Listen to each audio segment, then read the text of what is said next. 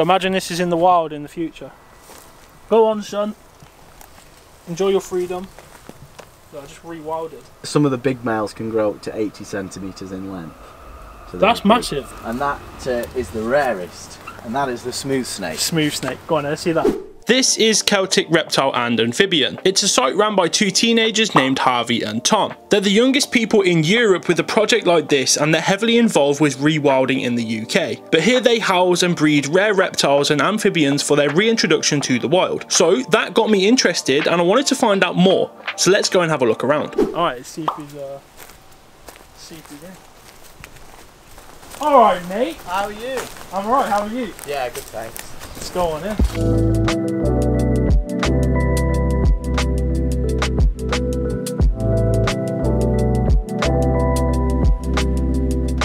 Welcome to the breeding facility. So we've got roughly a 2-acre site, so it's quite big. We're currently on 1 acre of land, so we've developed 1 acre, and we're thinking about doing the next acre maybe this winter. So it's all hands to the deck.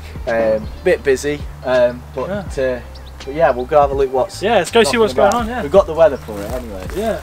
Sit, scrub yourself, protecting the animals. Yeah. Go on, dip your feet, Alan. The facility is surrounded by this ecologically built newt fence. So this was built by ecologists, and what that does is it's basically we're standing in one ginormous enclosure, so that if any animals escape, they can't get out into the wild, but also if any wild animals are out there, they can't get in here. So we've got these open topped enclosures, we've got 6 of them. Yeah. And each one harbours a different species. So in this one we've got moor frogs. We're quite famous for moor frogs. We've bred quite a lot, good breeding success, and we hope that some of that work can help conserve them. And then the next one here, this is a bit of a familiar sight to coastal sites in the UK. This harbours sand lizards and natterjack toads. Yeah. I see them, Yeah. Cool.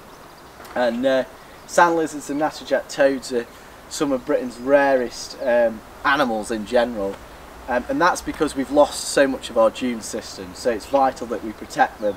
And these are ambassador animals. These help to show, you know, them in a naturalistic environment. So what's in this one?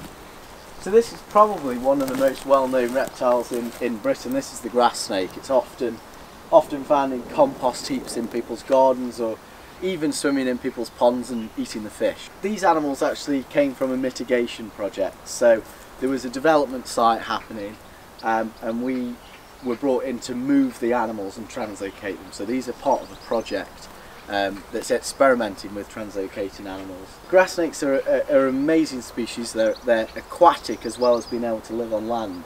And unfortunately they've seen like a over 60% decline in my lifetime, and I'm 19. That's mad, isn't it? It's when sad. you think about that, it's crazy. Yeah, it's mad and sad. So what's going on here? This is a bit of a weird looking one. So this is for filming projects. So basically what we do is we introduce said animal, whether it's a sand lizard or a wall lizard, into here, and it's just safe, so it stops animals from escaping, and then they can film it as if it's... What's so like the BBC will come here? Yeah. And they just literally on the outside film it? Oh, okay. Yeah, that's pretty cool. Harvey wanted to show me a European pond turtle up close, and for that he had to try and catch one. Oh, he's going in. He's going in. Missed it. Finally. There you go. Do you want to hold him? Yeah, alright. He is a bit wet. But that is a European pond turtle.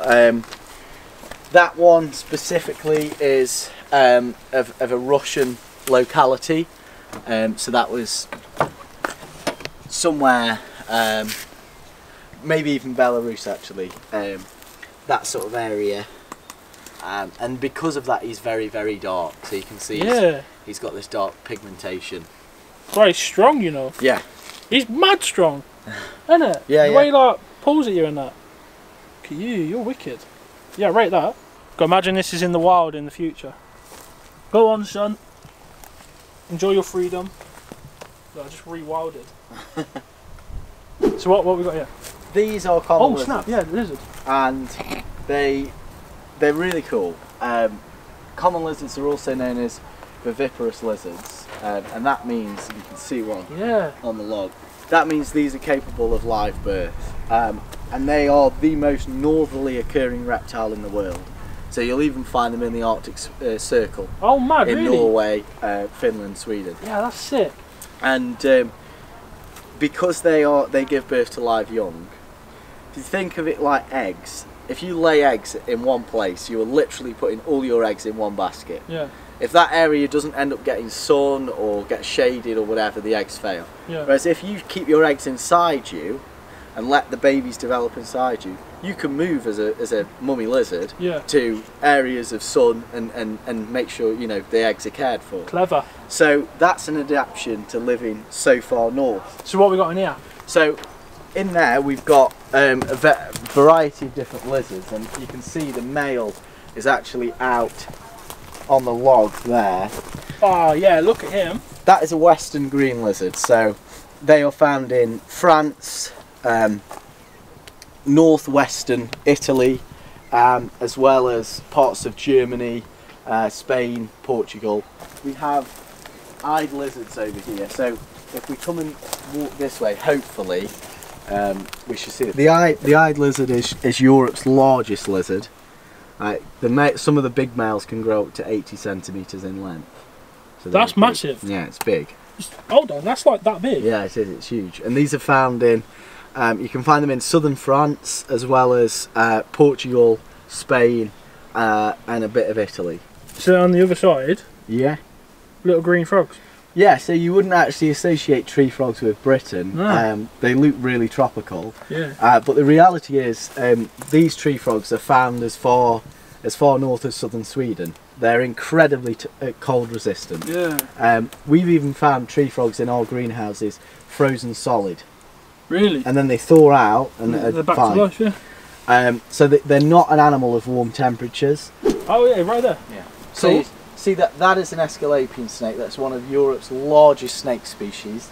Grows up to 6 foot, and it's a tree climbing snake. So it means it will eat birds and their eggs. And it is found in Britain, and was found in Britain back in the Pleistocene. That species is now found in 2 locations in Wales, so North Wales and South Wales, as well as Regent's Canal in London. Yeah. So what's the other snake you got? Well, the other snake, incidentally, is native, and that is the rarest, and that is the smooth snake. Smooth snake. Go on, let's see that. So, welcome to the breeding room. In this enclosure here, we've got Britain's rarest snake. This is the smooth snake, and it isn't a big snake. It's actually our smallest species. And it feeds on lizards. So when we're talking about reintroduction of common lizards, we're talking about rebuilding a food guild for this species of snake. We only have one at the moment. We're hoping to acquire a female because we think that this one's a male in a couple of weeks' time, and we'll try breeding. I mean, a lot of these species have only been bred a few times, if any at all. So it's about learning a technique about how to breed them. Yeah. And it is one thing that many people and zoos won't admit, even rewilders, is a lot of it can be make it up as you go along. Yeah. You're testing and trying, but the number one thing to do is to always maintain good practice, but also is to learn from your mistakes. I mean, an idiot is someone who makes the same mistake twice. Yeah. So. What? Yeah. So that, for instance. It gets very, very hot in here, so we had actually, unfortunately, some tadpoles die just from heat shock. Yeah. So we've now got a thermostatically controlled temperature. So what have you got there? So these here are mealworms, and the dust in here is not some illegal substance. It is it's actually a vitamin supplement, and that's just because to simulate a wild diet, you know, these animals will eat literally hundreds of species of insects, all with different nutrients and whatever. Yeah. It just simulates that variety of nutrients. So what we're doing? We're feeding frogs. We're going to be feeding the frogs. Go on, then. Let's see if these frogs are hungry.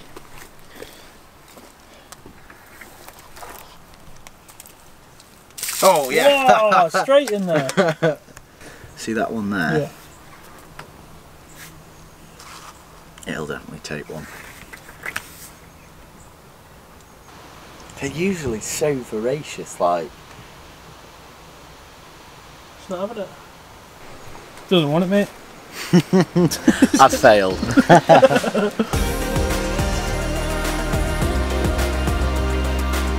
If you want to support Harvey and Tom and their reptile and amphibian breeding projects right here in the UK, then check out their Patreon so you can be a part of making a wilder Britain.